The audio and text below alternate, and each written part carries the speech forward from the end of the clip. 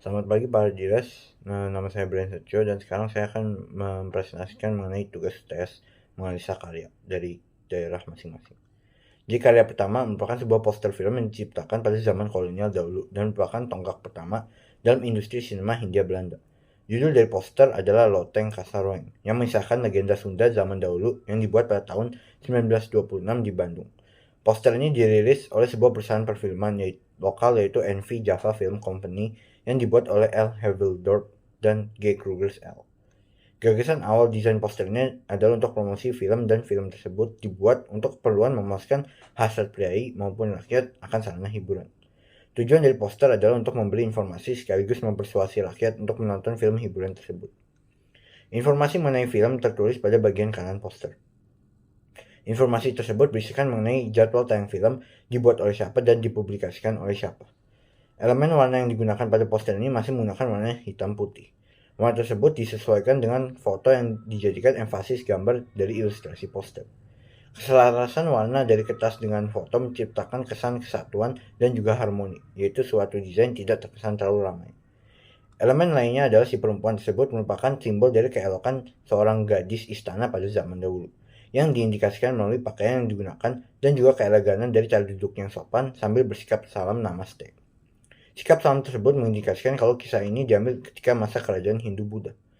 Elemen lainnya yaitu tipografi sans serif yang digunakan untuk mempermudah pembaca membaca tulisan. Karena tujuan poster ini adalah untuk promosi sehingga keterbacaan poster menjadi sangat penting untuk diperhatikan.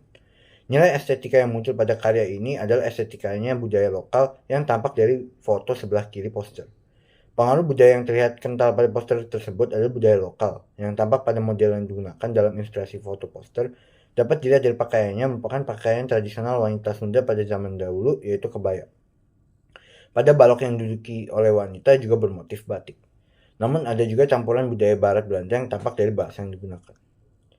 Karya yang kedua yaitu desain berbentuk logo dari tim sepak bola Bandung yaitu Persib yang didirikan pada tahun 1933. Logo Persib tersebut dibuat oleh grup sepak bola tersebut yang diketuai oleh Anwar Saint Pamonjang. Elemen indeks tipografi tulisan tahun 1933 merupakan tahun dibentuknya klub sepak bola tersebut. Tulisan Persib merupakan indeks identitas nama dari klub sepak bola tersebut dan bentuk logo dari yaitu perisai memiliki makna simbol perjuangan mencapai suatu tujuan harus dengan menggunakan perisai untuk melindungi diri serta menahan segala bentuk bahaya. Kemudian dua bintang di atas perisai tersebut juga berarti keberhasilan Persib yang sudah 2 kali menang juara Liga yaitu pada tahun 1995 dan 2014. Elemen warna kuning pada desain logo tersebut menyimbolkan kesejahteraan dan keluhungan. Warna hitam berarti klub yang kokoh, tegap, dan kuat. Hijau melambangkan kemakmuran dan kesejukan. Warna putih melambangkan kesucian dan biru melambangkan kesetiaan antar anggota grup. Fungsi dari logo Persib ini adalah sebagai identitas para pemain Persib dan juga membawa kebanggaan dan nama baik dari klub olahraga Kota Bandung. Target dari logo ini adalah para pemain bola dan juga masyarakat umum yang akan tercengang ketika melihat logo ini bermain di lapangan. Nilai estetika yang menarik dari logo ini adalah penggunaan warna analogus yang dari kuning ke biru yang saling melengkapi. Pengaruh budaya yang diambil adalah budaya lokal yang diambil dari logo Kota Bandung. Namun logo ini juga mengambil inspirasi dari budaya Eropa seperti bintang yang menunjukkan prestasi klub juga digunakan di klub bola negara Italia di Liga Eropa. Lalu berlanjut pada karya yang ketiga merupakan cover buku. Cover buku di atas merupakan berjudul Dilan. Cover buku tersebut dibuat oleh seorang sastrawan terkenal Indonesia yaitu P.D. Baik yang diterbitkan oleh Pastel Books pada tahun 2014. Gagasan awal desain ini menggambarkan seorang tokoh laki-laki bernama Dilan beserta sepeda motornya. Cover buku ini dibuat dengan latar dan desain yang simpel namun memiliki kesan estetik, seperti kisah cinta Dilan dengan Milea. Elemen ikon ada sepeda motor Dilan yang dikendarai oleh Dilan yaitu Kawasaki W175. Indeks yang menunjukkan ciri-ciri dari motor tersebut terlihat pada bentuk roda yang besar, hampir 1/3 besarnya keseluruhan motor, dan juga bentuk mesin motor yang tampil kelihatan dari luar. Ikon bentuk seorang laki-laki juga sedang berdiri bersandar, menggunakan pakaian berwarna putih dan biru muda. Dari celana panjang berwarna biru tersebut mengindikasikan bahwa karakter Dylan ini duduk di bangku SMA.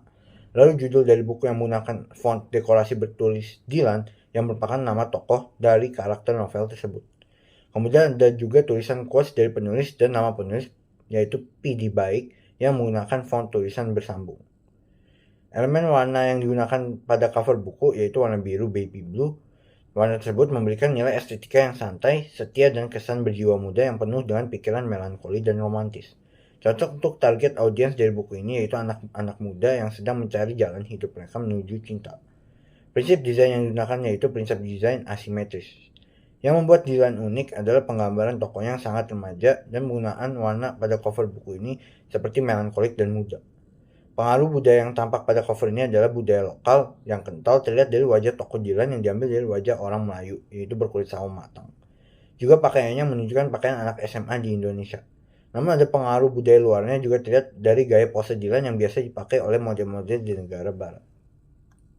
Berlanjut ke karya 4. Karya 4 di atas merupakan desain cover dari sebuah novel yang berjudul Milea, yang dirilis pada 31 Agustus 2016 dan ditulis dan diterbitkan oleh penulis dan penerbit yang sama seperti buku pertamanya yaitu Dylan, yaitu P.D. Baik, dan diterbitkan oleh Pastel Books. Konsep dasar pada buku Milea hampir mirip seperti buku Dylan. Pada ide awal cover ini digambarkan adalah Milea, seorang perempuan yang duduk di bangku SMA 2. Milea digambarkan sebagai gadis yang cantik, mandiri, dan elegan. Milea merupakan gadis yang sulit untuk didapatkan hatinya. Latar dan desain novel Milea dibuat sama simpel menunjukkan cinta dia kepada Dylan yang tulus dan apa adanya. Warna yang dipakai adalah warna coklat muda yang cukup unik, yaitu rosy brown. Warna rosy brown memiliki arti kesetiaan, kecantikan, dan cinta untuk selamanya. Elemen lainnya adalah indeks tipografi pada judul Milea yang merupakan nama tokoh dari novel tersebut. Judul Milea di sini menggunakan tipografi dekorasi, yaitu huruf sambung. Huruf sambung ini menyimbolkan keeleganan dan kemenawanan dari seorang wanita. Elemen lainnya adalah bentuk ikon perempuan yang sedang memegang rambutnya. Indeks lainnya adalah rok yang dipakai melambangkan keanggunan dari wanita, dan warna biru dari rok dengan desain rok sepanjang lutut mengindikasikan bahwa Milea merupakan murid SMA. Prinsip keseimbangan asimetris di mana karakter Milea ditempatkan di bagian kiri cover dan pada bagian kanan diisi quotes dari buku untuk memenuhi negative space. Keunikan dari buku Dylan dan Milea ini adalah ketika kedua buku ini diletakkan bersampingan, Milea dan Dylan ini seperti saling merindukan satu sama lain. Estetika dari buku juga cocok untuk target anak muda yang masih mengalami proses percintaan dan patah hati. Karena warna coklat menyimbolkan kehangatan, buku ini ditujukan untuk sebagai pembaca supaya ketika patah hati masih bisa merasakan kehangatan lewat cerita Milea ini. Budaya yang tampak adalah budaya lokal. Dari wajah dan proporsi Milea merupakan proporsi rata-rata tinggi perempuan Melayu dengan kulit sawo matang. Seragam yang digunakan juga seperti seragam yang biasa dipakai oleh anak SMA di Indonesia. Lalu berlanjut kepada karya kelima. Karya di atas merupakan karya berbentuk logo yang dibuat oleh universitas di Bandung yang paling terkenal, yaitu ITB. Logo di atas bernamakan logo Ganesha. Logo ini dibuat pada tahun 1959. Logo ini didesain oleh maestro seni lukis Sri Hadi Soedarsono pada tahun 1931.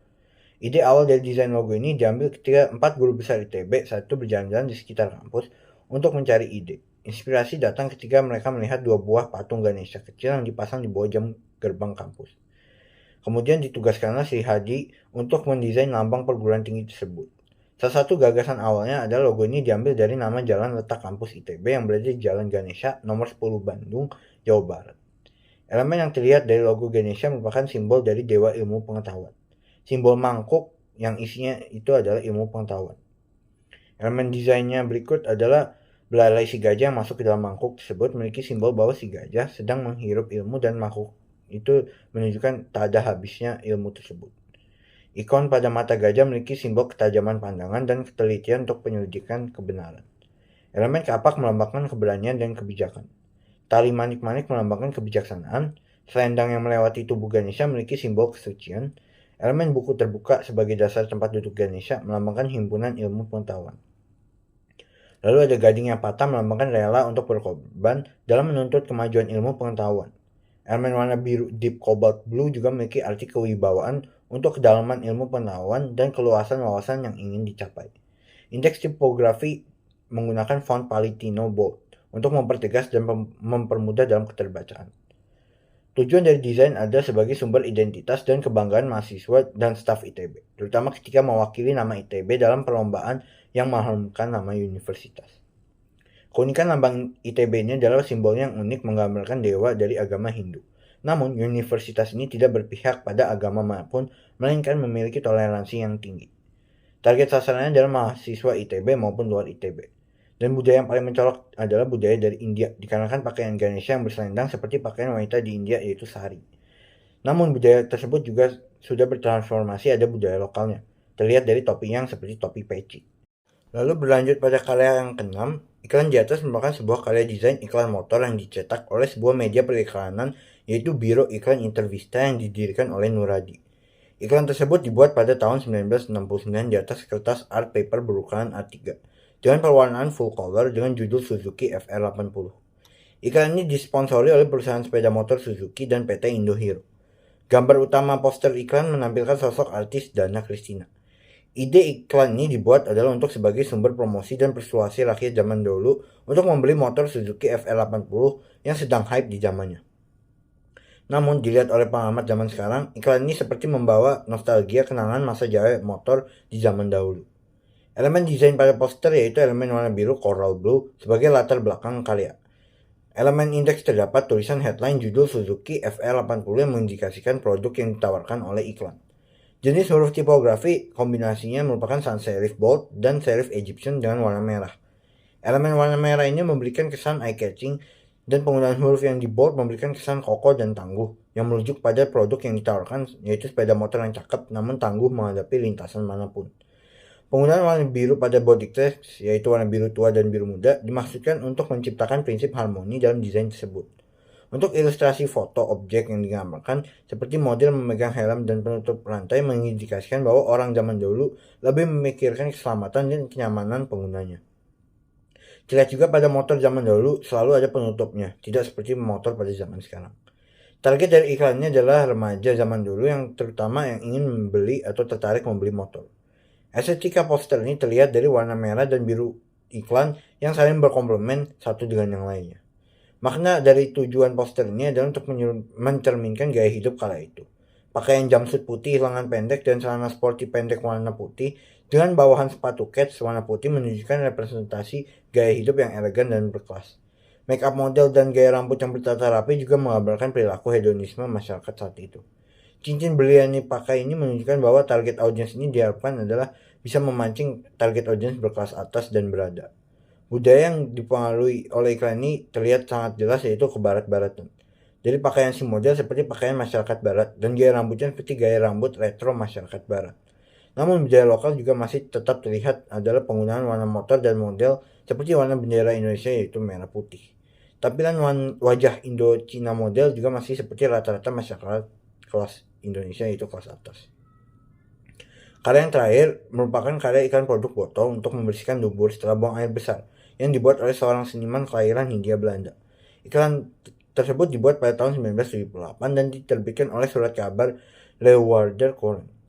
Gagasan awal iklan ini adalah untuk mempromosikan botol tebok adalah pengganti dari tisu toilet barat di kerajaan Indonesia.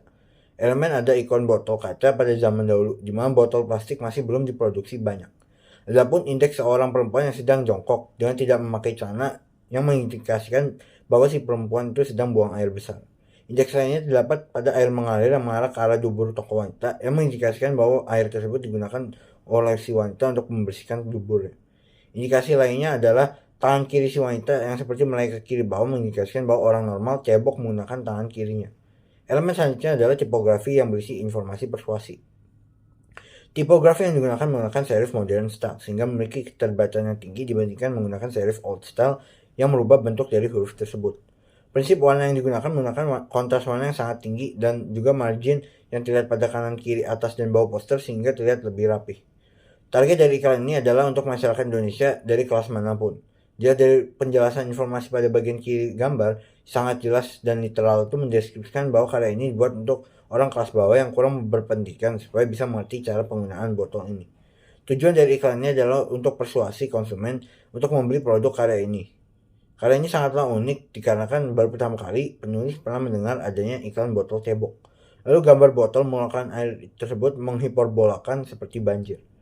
Budaya yang tampak adalah percampuran budaya lokal, dilihat dari bahasa yang digunakan, dan juga budaya Eropa yang terlihat dari wajah dan gaya pakaian wanita tersebut. Wajah yang putih dengan lipstik menggambarkan segala budaya dari bangsa Eropa. Kesimpulannya adalah di samping semua karya ini, pasti di Nusantara masih ada banyak karya-karya lainnya.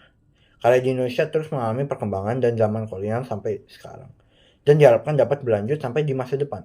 Walaupun karya telah mengalami perubahan, namun pemahaman mengenai elemen desain, prinsip desain, maupun teori semiotika dari para ahli-ahli harus tetap dilestarikan dan diterapkan dalam setiap karya desain komunikasi visual. Jika dilihat juga semakin berkembangnya zaman di mana pengaruh budaya barat telah masuk, karya-karya poster iklan semakin lama kehilangan unsur nasional dan nusantaranya. Beberapa karya masih tetap aja mempertahankan unsur tersebut, meskipun hanya potongan-potongan sedikit saja. Namun diharapkan unsur Nusantara ini jangan pernah hilang dari identitas karya nasional. Terima kasih.